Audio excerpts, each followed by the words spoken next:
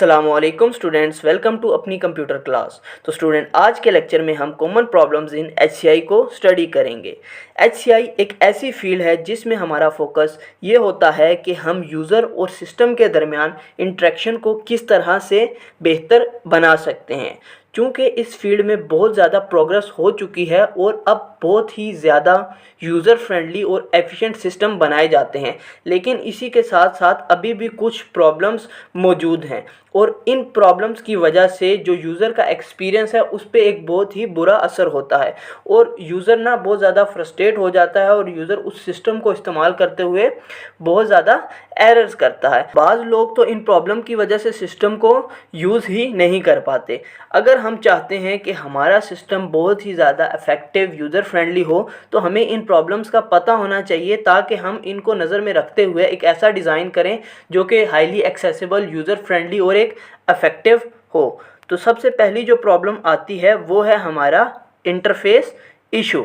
HCI में जो most common problem आती है वो किसी भी सिस्टम का पुअर डिज़ाइन किया गया इंटरफेस है।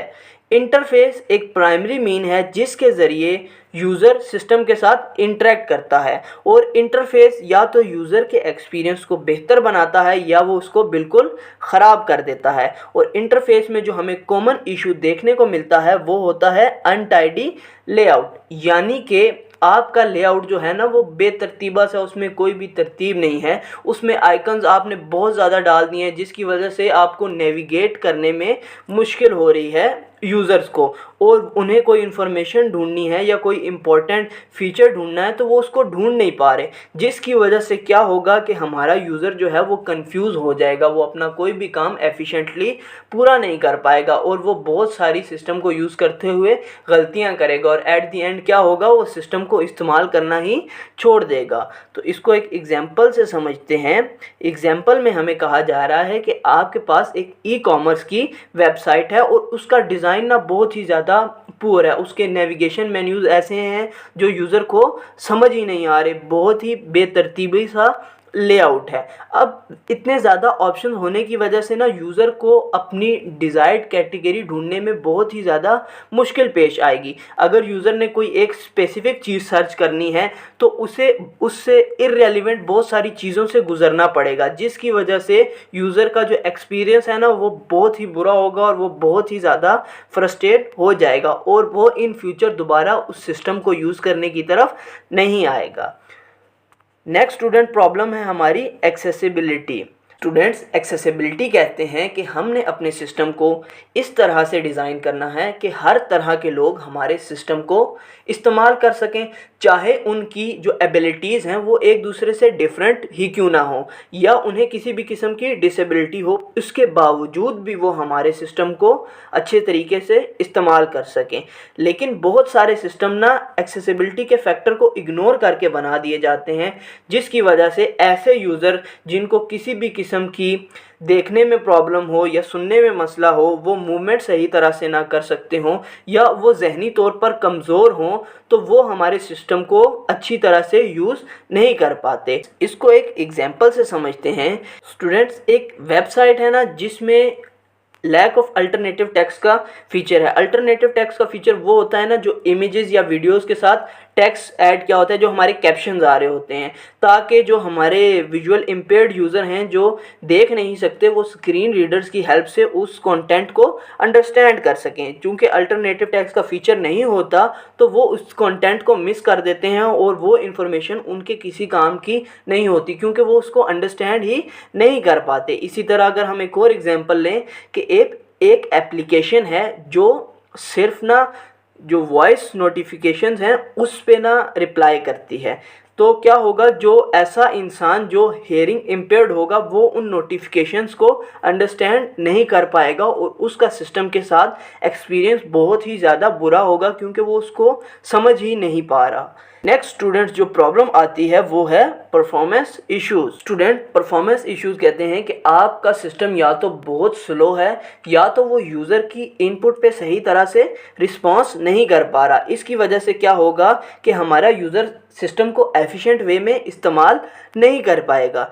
कोई भी यूज़र हो वो यही चाहता है कि मैं जल्दी से इनपुट दूं और उसका एकदम से मुझे रिस्पॉन्स आ जाए, लेकिन जैसे ही वो डिले आता है तो वो बहुत ही फ्रस्ट्रेट हो जाता है। बहुत सारे ऐसे फैक्टर हैं जिनकी वजह से हमारे सिस्टम में परफॉर्मेंस इशू आता है, जैसे कि हमारा सिस्टम सही तरह से बना हुआ नहीं है, उसमें कोई इश्यूज़ हैं, कोई फ्लॉज हैं, कोई बग्स वगैरह हैं, या हमारे सिस्टम की जो रिसोर्स है वो बहुत ज़्यादा यूज़ हो रही है, या किसी किस्म की इंटरनेट कनेक्टिविटी का कोई भी इशू है। जब सिस्टम स्लो होता है तो यूज़र अपना टास्क एफिशिएंटली परफॉर्म नहीं कर सकता और यूज़र अपना टास्क छोड़ देता है और वो ना किसी अल्टरनेट सॉल्यूशन की तरफ चला जाता है। इसको स्टूडेंट एक एग्जांपल से समझते हैं कि एक ना ऑनलाइन बैंकिंग की ऐप है। आप ऑनलाइन बैंकिंग की ऐप अमूमन क्यों यूज़ करते हो? अपनी बैलेंस इंक्वायरी वगैरह करने के लिए या फ़ंड ट्रांसफ़र करने के लिए। अब आप उस ऐप को यूज़ कर रहे हो, आपने ट्रांजैक्शन की है लेकिन वो ट्रांजैक्शन हो नहीं रही, लोडिंग आती जा रही है, तो आप ना एक इम्पेशेंट हो जाओगे, आप में सब्र ख़त्म हो जाएगा और आपको लगेगा ये ना हो मेरे अकाउंट से पेमेंट भी कट जाए और आगे तक डिलीवर भी ना हो, मतलब आपका ट्रस्ट जो है ना वो कम होगा, जिसकी वजह से आप फिर उस ऐप को यूज़ नहीं करोगे। नेक्स्ट स्टूडेंट प्रॉब्लम जो है वो है हमारी poor error handling and feedback. Students, किसी भी सिस्टम को यूज़र फ्रेंडली बनाने में अफेक्टिव एरर हैंडलिंग बहुत ही इंपॉर्टेंट रोल प्ले करती है, यानी कि यूज़र जब भी कोई मिस्टेक करता है तो उसको क्लियरली बताया जाए कि आपने ये मिस्टेक की है और आपने इसको इस तरह से फिक्स करना है, तो यूज़र का एक्सपीरियंस बहुत अच्छा हो जाएगा। लेकिन ऐसे सिस्टम जिनकी एरर हैंडलिंग बहुत ही ज़्यादा पुअर है तो वो ना उसकी वजह से यूज़र बहुत ज़्यादा कंफ्यूज और फ्रस्ट्रेटेड हो जाता है, उसे समझ नहीं आ रहा होता वो क्या मिस्टेक्स कर रहा होता है और उसके जो टास्क है ना उनमें इनएफिशिएंसी आ जाती है। इसको स्टूडेंट एक एग्जांपल से अंडरस्टैंड करते हैं कि आप ना कोई भी एक किसी वेबसाइट पे ऑनलाइन फॉर्म सबमिशन कर रहे हैं और आपने उसमें कुछ फील्ड्स में अपनी इंफॉर्मेशन फिल करनी होती है। अगर आपसे बाय मिस्टेक कोई फील्ड मिस हो जाए तो हमारा सिस्टम इतना एफिशिएंट हो कि वो ना उस फील्ड को हाईलाइट कर दे कि आपसे ये इन्फॉर्मेशन मिस हो गई है, या इसी के साथ अगर यूज़र ने कोई इन्फॉर्मेशन गलत एंटर कर दिया, उसका फॉर्मेट गलत है या कोई और स्पेलिंग मिस्टेक कर दी है, तो हमारा सिस्टम उसको बताए कि आपने यहाँ पे ये मिस्टेक कर दी है या आपने ये ईमेल एड्रेस सही नहीं दिया, आपने डेट का फॉर्मेट सही नहीं है, तो आपका कॉन्टैक्ट नंबर सही नहीं है, तो यूज़र क्या करेगा, अपनी मिस्टेक को सही करेगा और उसका ना सिस्टम पर ट्रस्ट डेवलप होगा। तो स्टूडेंट, उम्मीद है ये लेक्चर आपको समझ आ चुका होगा। मिलते हैं नेक्स्ट वीडियोज़ में, तब तक अपना ख्याल रखिएगा। अल्लाह हाफिज़।